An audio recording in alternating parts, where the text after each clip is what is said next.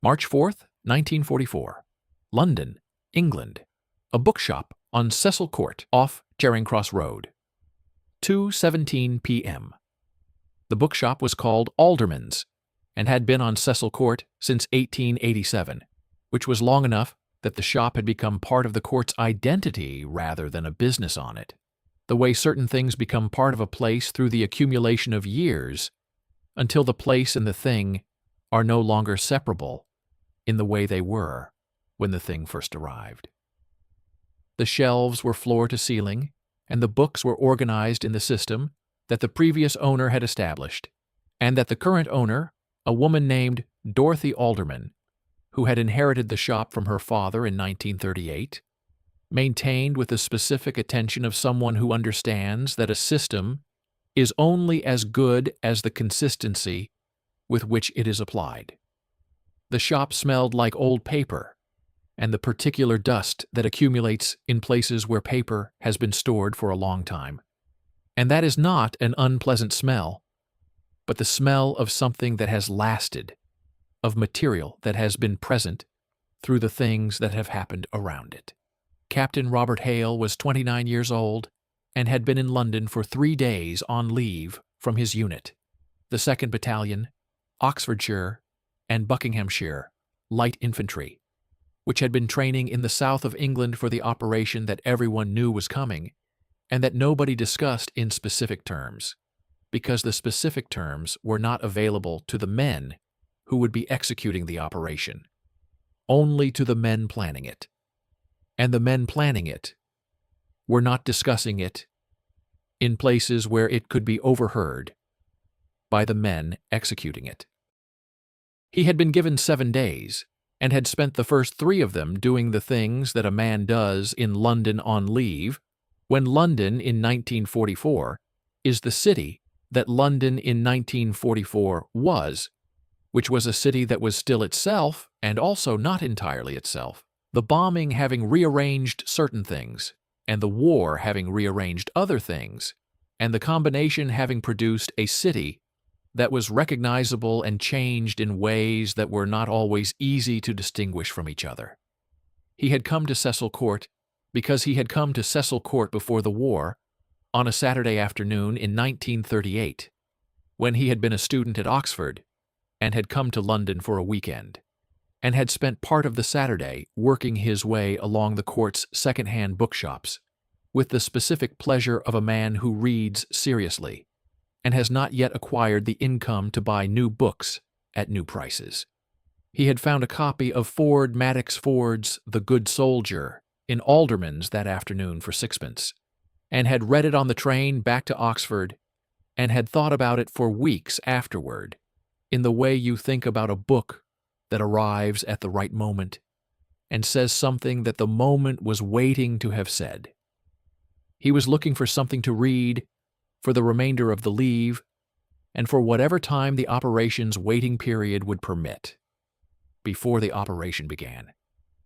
He was looking with the method he had always used in second-hand bookshops, which was the method of a man who does not know what he is looking for, but knows it when he sees it, moving along the shelves with the attention that the attention was for, reading spines, and occasionally pulling a volume and reading the first page to see whether the first page was the kind of first page that the rest of the book would be worth. He pulled a volume from the shelf on the left wall at 2:17 and read the first page, and was reading the second page when the woman who owned the shop came along the same aisle from the other direction and reached past him for a book on the shelf above the book he was holding. Reaching past him, rather than asking him to move, because the aisle was narrow, and asking him to move would have required more disruption than reaching past. The logic of small spaces producing the specific proximity of 2 people in a narrow aisle who are both attending to the books and are briefly at the same location. He looked up from the second page. She looked at him from the slight extension of reaching past him. She said, "Sorry." He said, "Not at all." She had the book she had come for and was about to move on when he said, because the second page was the kind of second page that produced the question, "Do you know this one?" She looked at the volume in his hand. She said, "Elizabeth Bowen, The Death of the Heart." He said, "I have not read it." She said, "It is very good." He said, "Better than the first 2 pages suggest, or the same." She looked at him with the expression of someone encountering a question they have not been asked in this form before. She said, "The same kind of good, but more of it as you go." He said, "That is the best kind." She said, "Yes." She moved on down the aisle. He bought the book at the counter at 2:34. She was behind the counter, which told him she was the owner or the person who ran the shop, rather than an assistant. The position behind the counter communicating what the position behind the counter communicates. He set the book on the counter. She looked at it and looked at him. She said, 2 shillings. He paid. She wrapped it in the brown paper that the shop used and tied the string around it, with the efficiency of a woman who has wrapped a great many books, and for whom the wrapping has become a motion rather than a task. He said, "You know the books well." She said, "It is my shop." He said, "I thought it might be." She looked at him. He said, "The way you move through the shelves." She waited. He said, "Like someone who knows where everything is and is thinking about something else while they move." She considered this for a moment. Then she said, "My father used to say that a good bookshop is a place where the owner reads more than they sell." He said, "Is that true of this one?" She said, "Some days, more than others." She handed him the wrapped book. He took it. He said, "Thank you for the recommendation." She said, "Let me know what you think of it." He was at the door when he stopped. He turned. She was watching him, which she had not been doing overtly, but was doing in the way of a person who watches without watching overtly, the watching that happens in the peripheral rather than the direct. He said, "I will be in London for 4 more days." She said, "The shop is open until 6. He said, "Tomorrow then." She said, "Tomorrow." He came back the next day at 3 in the afternoon, having read 140 pages of Elizabeth Bowen on the bench in St. James's Park, in the March cold that March cold in London was. The cold that had the specific quality of a city that had not yet finished with winter, but was beginning to argue with it. The argument visible in the early crocuses in the park that were present, despite the cold, in the way of things that operate on their own schedule, rather than the schedule the weather suggests. He had thought about the shop and the woman who ran it in the intervals between the pages, which was often enough to register as something more than the ordinary thinking that accompanies reading. She was behind the counter when he came in. She looked up from the book she was reading, which she had been reading in the specific way of someone who is reading in a shop, which is the way of someone who is doing 2 things simultaneously, reading and being present in the shop, and who has developed the ability to move between the 2 without losing track of either. She said, "You came back." He said, "I said I would." She said, "People say a great many things in bookshops." He said, "I said it about a bookshop I was standing in at the time, which makes it more specific than most things said in bookshops." She looked at him for a moment. Then she said, "What did you think of the first 100 pages?" He said, "That Bowen knows something about the way people conceal things from themselves that most writers don't." She said, "Yes, that is exactly what she knows." They talked for 40 minutes. Not about the war, which was present in the way that the war was present in London in March of 1944, present in every conversation as the thing underneath the surface of every conversation, the context that all other context existed within, but which the conversation did not directly address because the conversation was about books and the things that books were about, which was also the war by another route, but was the route that felt like something other than the war while they were on it. She recommended 3 other books. He told her about Ford Madox Ford and the copy of The Good Soldier from 1938 and the train back to Oxford. She said, "Dowell is one of the great unreliable narrators. he said. It took me a week to understand that he was unreliable. She said, that is exactly the right amount of time. He left at 4:10 and came back the following afternoon, and the afternoon after that, the last afternoon being the day before his leave ended. They had talked for a total of perhaps 4 hours across the 3 visits, which was not a great deal of time, and was also a specific kind of time, the kind that accumulates differently from the kind that is simply spent, the kind that produces something that can be referred back to. He knew that her name was Dorothy, and that she had inherited the shop from her father in 1938, and that she had read every book in it at least once, and many of them several times, and that she thought about books the way he thought about them, which was as things that contained information about the world that other forms of information did not contain, and that were therefore not optional but necessary, the necessity being not dramatic but structural, the way certain things are necessary to the structure of a life rather than to any particular moment in it. She knew that his name was Robert, and that he was from a village in Oxfordshire called Burford, and that he was a captain in the light infantry, and that his leave ended tomorrow, and that the thing his leave preceded was the thing that everyone knew was coming. On the last afternoon he stayed until 5:10, which was 50 minutes before closing. When he stood to leave, she came around from behind the counter, which she had not done on the previous visits, and walked with him to the door.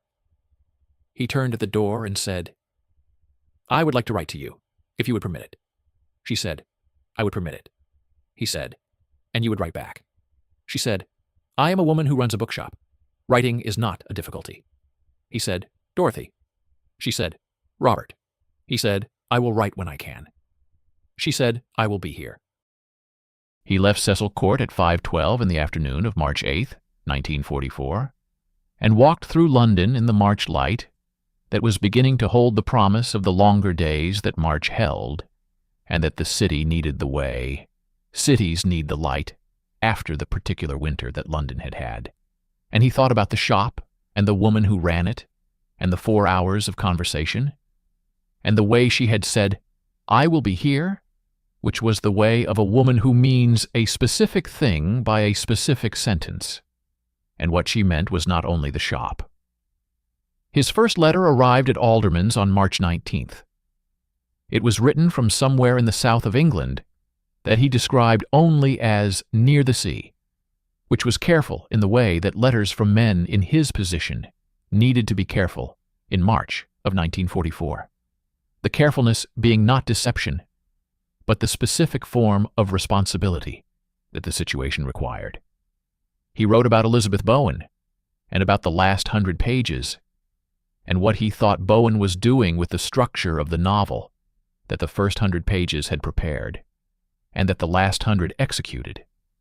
And he wrote about a second-hand copy of Patrick Hamilton's Hangover Square that he had found in a shop in the town near the base, and that he was reading in the evenings, and that was doing something with London and obsession, and the period just before the war that he found both uncomfortable and precise.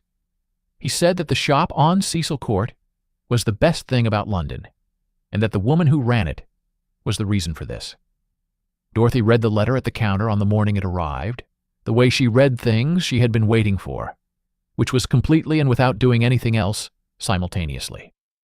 She set the letter down and looked at the shop around her, at the shelves and the specific order of the books and the morning light coming through the window onto the counter, and she sat with the letter for a moment before she did anything else. She wrote back the same afternoon.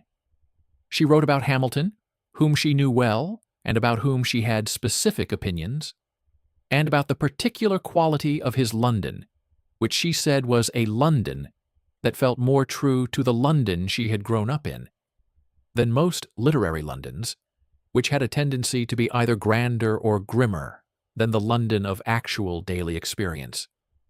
She wrote about 3 new acquisitions that had come into the shop that week, including a first edition of Evelyn Waugh's Decline and Fall, that a man had brought in inside a cardboard box with a collection of his father's books, and that she had recognized before she had finished lifting it out of the box.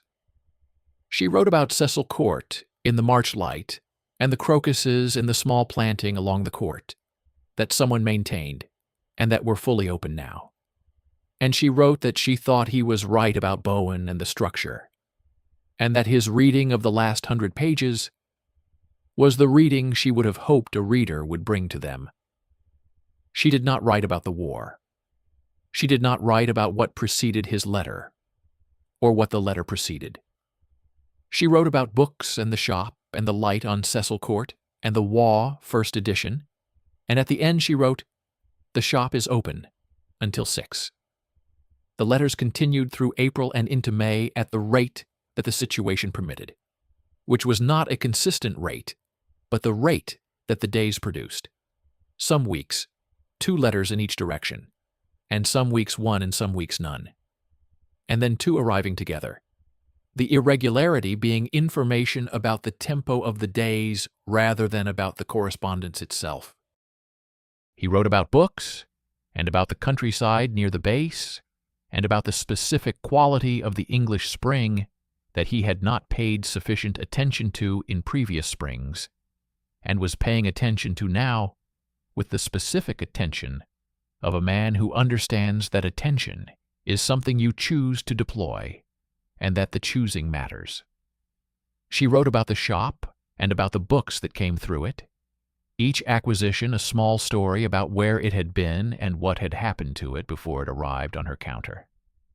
The history of a second-hand book, being the history of everyone who had owned it, visible in the marginalia and the bookmarks, left between pages, and the occasional inscription on the flyleaf that gave a name and a date and sometimes a few words that converted the book from an object into a record of a specific moment in a specific person's life. She wrote about London and about the customers who came through the shop, the regulars, and the occasional ones, the people who came in, knowing what they wanted, and the people who came in the way Robert had come in, not knowing and finding. She did not write about what she thought about in the evenings after the shop closed, or what the intervals between his letters were like, or what she was doing when she was not writing or thinking about writing or receiving what he had written. These things were present in the letters the way the war was present, as the thing underneath the surface, the context, that all other content existed within. The operation began on June 6th. She did not know this from his letters, which stopped on May 31st and did not resume until July 3rd, the gap being the gap that it was. 23 days that the shop was what the shop was, and the light on Cecil Court was what it was. And Dorothy did the work that the work was, and thought what she thought, and did not write to the address in the south of England, because writing to an address that a man has left is a form of addressing the absence rather than the man. And addressing the absence was not what the letters were for. The letter of July 3rd was from France. He described France in the way he described the English countryside near the base, through the details that were available to describe without being careful. The quality of the light and the smell of the Norman fields, and the specific green of the bocage that was different from the green of England, in a way he said he could see but not name precisely. He wrote about a copy of Stendhal's The Red and the Black that he had found in the rubble of a house outside a village that he did not name, found intact in the rubble in the way that books sometimes survive things that other things do not survive, and that he had been reading in the evenings when evenings were available to read in. He said that Stendhal understood something about ambition and self-deception that was permanently useful regardless of the century in which you were reading it. He said that the shop on Cecil Court was the thing he thought about when he thought about England. She wrote back the same day she received the letter.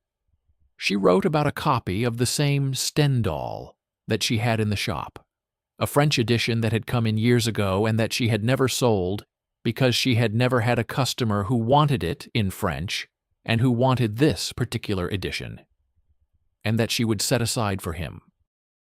She wrote about the shop and about London in the summer, the long evenings that London summer produced, that were the best thing about London, in a city that had many best things, and that she had been walking in more than usual, through the parks and along the embankment, and once all the way to Greenwich and back on a Sunday when the shop was closed, the walking being the thing she did when she wanted to be in the city, without being in the shop, which was a different kind of being in the city.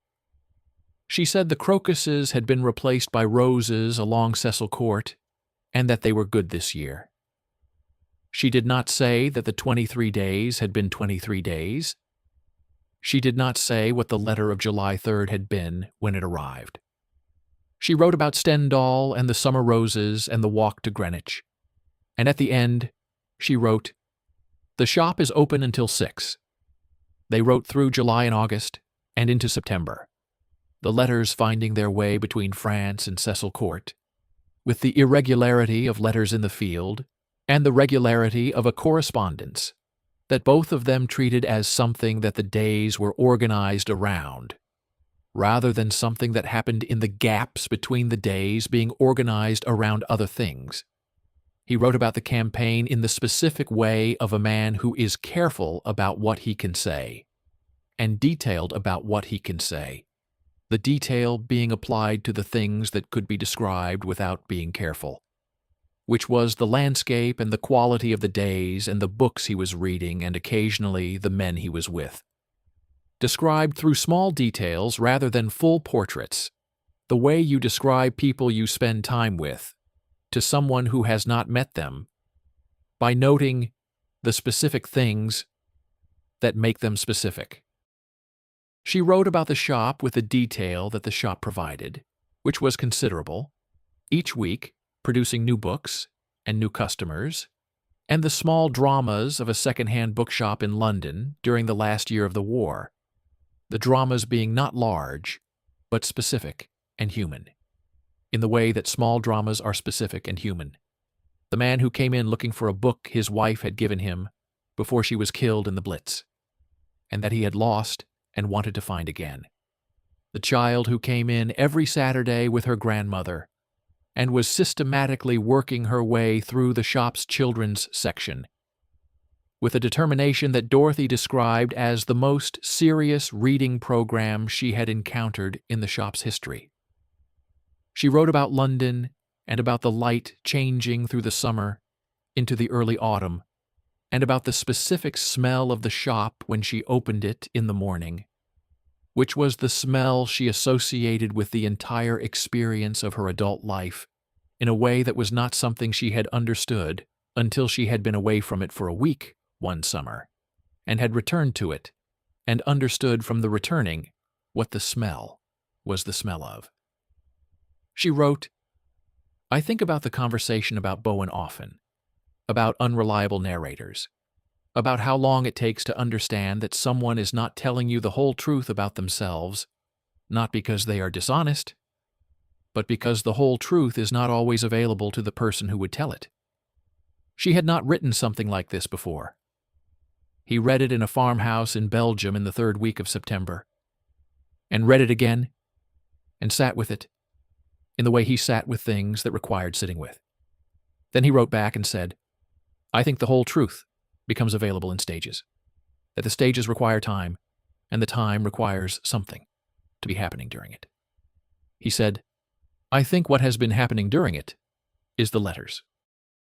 She received this in October, and read it at the counter, and set it down, and looked at the shop, and understood something that she had understood for some time, but that the understanding had not until this moment been the kind of understanding that required any particular response. She wrote back that evening and said, "I think you are right about the stages. I think I am at a stage that I was not at in March." He received this in a town in Belgium in November and read it again and wrote back and said, "So am I." And then he wrote, because the winter of 1944 was producing a quality of clarity that winters in the field produce, the clarity of a situation that has stripped away the things that are not essential and left the things that are. I would like to take you to dinner when I come back. Not in a bookshop, in a restaurant with a table and a proper evening. She received this in December and read it at the counter on a Tuesday afternoon with the winter light coming through the window at the angle that winter light in London came through that window, which was low and specific, and the kind of light that made everything in the shop look the way things look when they are being looked at carefully. And she wrote back the same day. Yes, the winter was the winter that the winter was, the winter of the Ardennes, and the cold and the specific quality of the waiting that the campaign's pause produced, the pause that contained within it everything that the pause contained, the uncertainty and the cold and the specific weight of a situation that is not yet resolved, and whose resolution is visible only as a direction rather than a destination. Robert wrote through it with the consistency of a man who has decided that the correspondence is one of the things that the days are organized around, and who organizes the days accordingly. He wrote about the cold and about the Stendhal, which he had finished and returned to in places, and about a copy of Henry Green's Living that a man in his unit had, and that he had read in 2 evenings, and that did something with work and class and ordinary life that he said he had not encountered in quite that form before. She wrote about the shop through the winter, with the same consistency, writing about the books and the customers and the light and the specific quality of London in the winter of 1944, which was a city that understood it was approaching the end of something and was carrying that understanding in the way that cities carry large things, in the aggregate behavior of the people in it rather than in any single visible sign, visible in the quality of the conversations in the shops and the pubs and on the streets, a quality that was different from the quality of the previous winters, in a way that was present but not easy to articulate. She wrote about the Waugh first edition, which she had finally sold in November, to a man who had recognized it immediately and had held it with the specific care of someone who understood what he was holding. She wrote about the child who came in every Saturday with her grandmother, and who had finished the children's section, and had asked Dorothy what she should read next, and to whom Dorothy had given, after some consideration, a copy of Stevenson's Kidnapped, which the child had returned the following Saturday, having read it completely and with the expression of a child who has encountered something that has expanded the available territory. She wrote, I think the shop has been different since March, not the books or the shelves or the light. Something about how I am in it. I think the letters have done something to the way I inhabit the hours. He received this in January and read it in a barn in Belgium where his unit was billeted and understood what she meant, because the letters had done the same thing to his hours, had given the hours a shape that the hours without the letters did not have, not by filling them, but by providing a reference point that the hours could orient around, the way a fixed point in a landscape gives direction to the movement through it. He wrote back, I think that is what correspondence does, when it is the right correspondence. It does not add to the hours.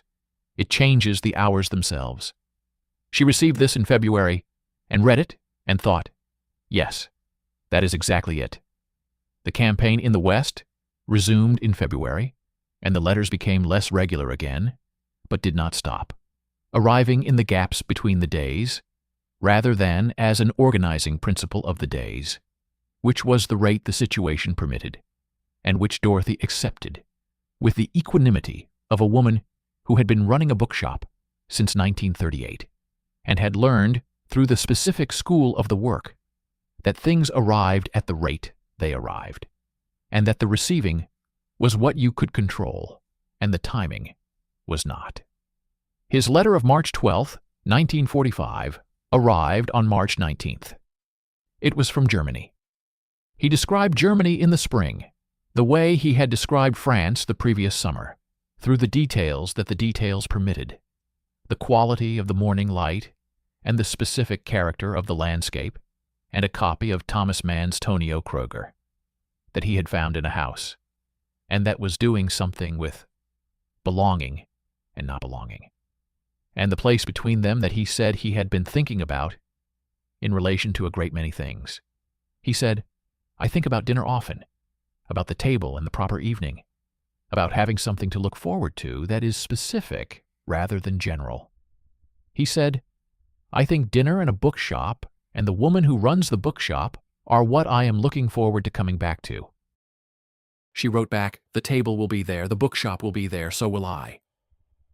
The war in Europe ended on May 8, 1945.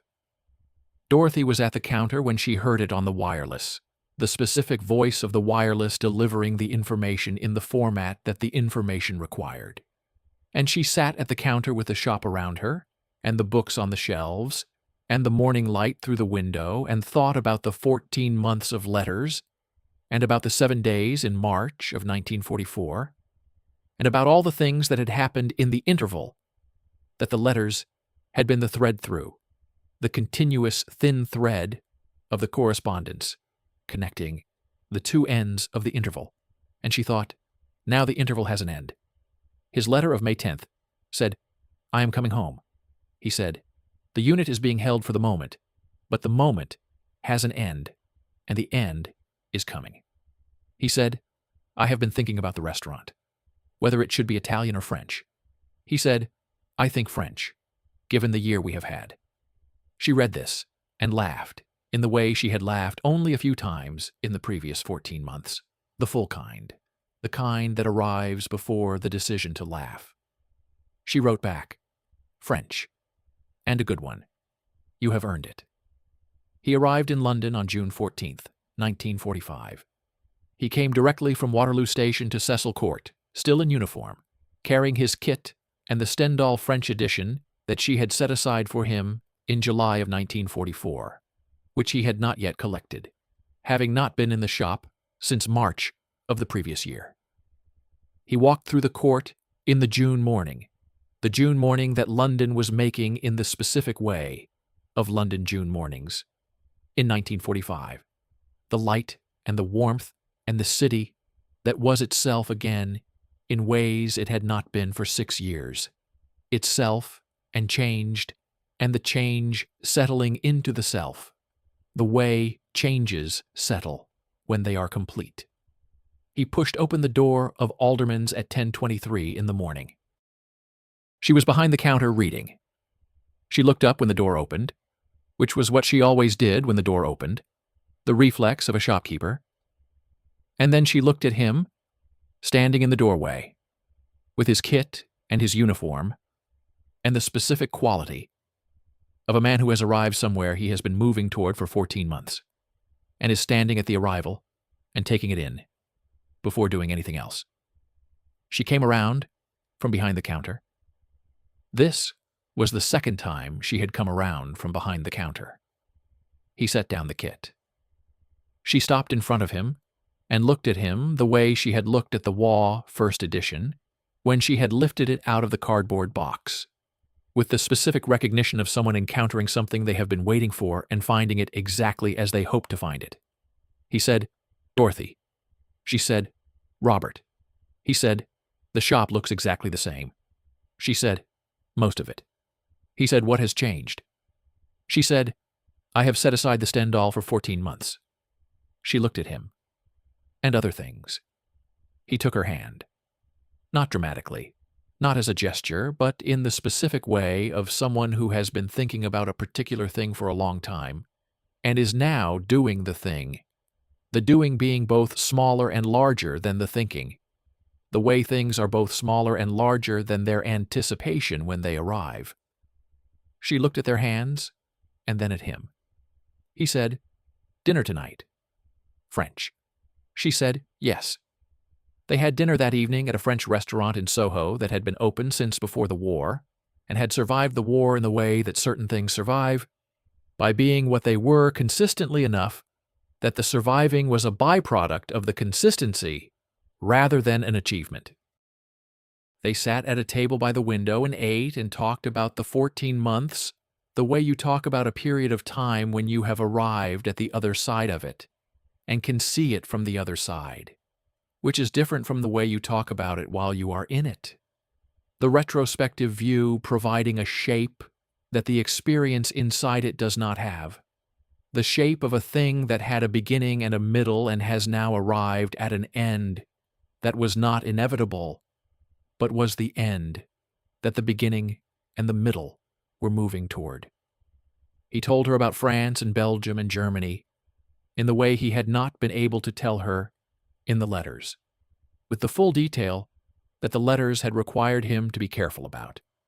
And she listened with the quality of listening that she brought to everything, the listening that treated what was said as information worth having. He told her about the men in his unit, and about the specific character of the campaign, and about the copy of Stendhal found in the rubble and what it had meant to find it. The book surviving the rubble in the way that books survived rubble, which was the same way the shop had survived the war, by being what it was.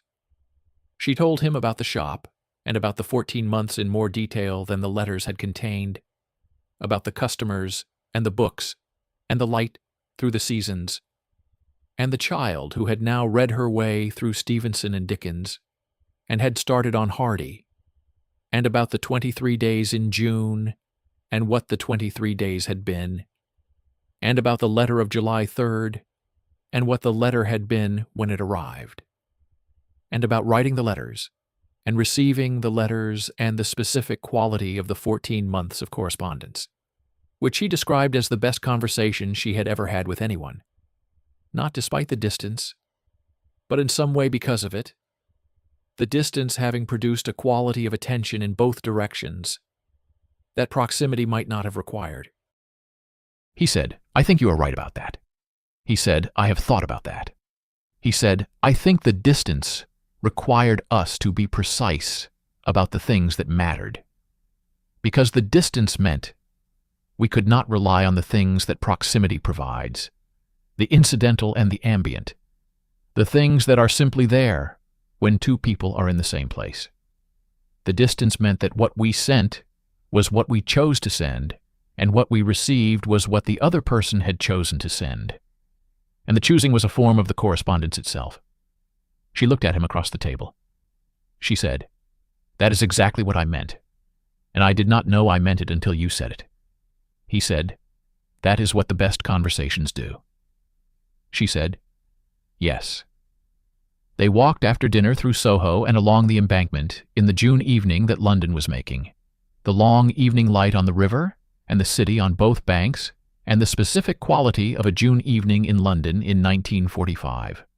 The quality of a city that is itself again and knows it, that is carrying the knowledge of the past 6 years, alongside the knowledge of the evening and the river and the light on the water.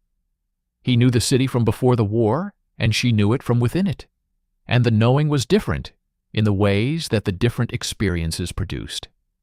And the walk was the walk of two people whose different knowings were meeting in the same evening on the same embankment. He said, "I would like to take you to Burford, to show you the village." She said, "I would like to see it." He said, "It is best in October." She said, "Then October." He said, "And in exchange you could show me the walk to Greenwich." She said, "The walk to Greenwich is best in May, but it is acceptable in other months." He said, "We will do Greenwich in whatever month is available." She said yes. They stopped on the embankment and looked at the river, The light was doing what the light did on the Thames in June at 9 in the evening, which was something that did not need to be described in order to be present. He looked at it, and she looked at it, and they stood with the river in the specific way of two people who are comfortable standing in the same place, without the standing requiring anything from them except the standing. He said, "I have been thinking about this evening since December." She said, "Which part?" He said, "All of it. The dinner and the walk and the river." He looked at her. Mostly the river. She looked at him. He said, "I wanted to show you the river." She said, "You did not need to show me the river. I have lived here my whole life." He said, "I know." He said, "I wanted to show you the river the way I was seeing it." She looked at the river and then at him and understood what he meant, which was not about the river, but about the seeing, about what the seeing was doing for him at this moment, about the specific quality of being in a place you have been moving toward for 14 months and finding it the way you imagined it would be, the imagination having been built from the letters and the conversations and the 14 months of the distance that had produced the specific form of knowing that they had arrived at. She said, "I see it." He said, "Yes." They walked back through the city toward Cecil Court in the June dark that London June made, the dark that was never fully dark in summer, the sky holding the light longer than the hour suggested it would, the light persisting the way certain things persist when the conditions are right. He walked her to the door of the flat above the shop. She looked at him on the step. He said, "Tomorrow." She said, "I open at 10. He said, "I will be there at 1:30. She said, "There is a copy of Henry Green's Party Going that I have been meaning to show you." He said, "Then I will be there for that as well." She went inside. He walked back through Cecil Court in the June evening, past the shop with its dark window and the books just visible behind the glass, past the small planters where the summer flowers had replaced the spring roses, and out onto the Charing Cross Road and into London, which was the city that it was, the city at the end of the war and the beginning of what came after it, the city that was both things simultaneously, the ending and the beginning present together in the same evening air.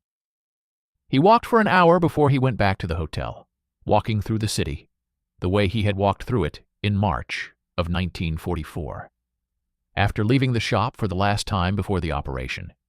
The walking being what it was when the hours were full in the specific way that these hours were full, when the fullness required movement rather than stillness, the body's way of processing what the day had produced, of making room for what had happened by moving through the space that had contained it. He thought about the 14 months, and about the letters, and about the conversation in the French restaurant, and the walk on the embankment. He thought about the shop and the shelves and the woman who ran it, and the way she had come around from behind the counter for the second time being different from the first, in the way that things are different.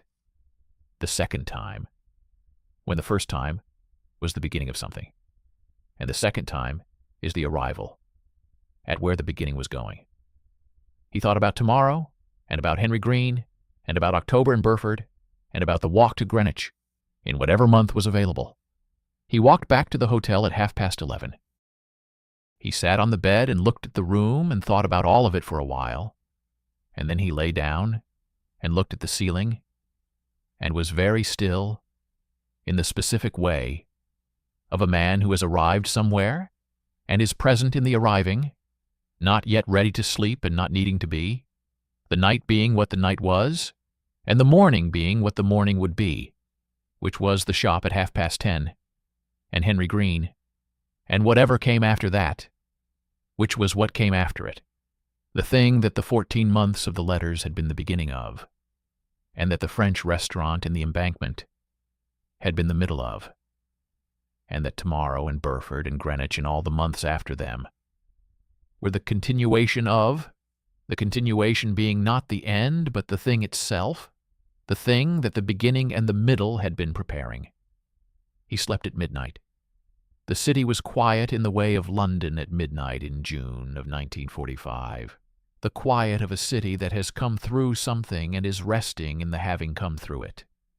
The rest, that is not the absence of the thing but the presence of what comes after the thing, which is what the rest is, the rest of the particular quiet of a city that is still itself and knows it and is sleeping in the knowledge. This story is a work of original fiction set against the historical backdrop of the Second World War in Europe and Britain. Any resemblance to real persons or places is coincidental. If this resonated with you, subscribe and leave a like. New video coming soon.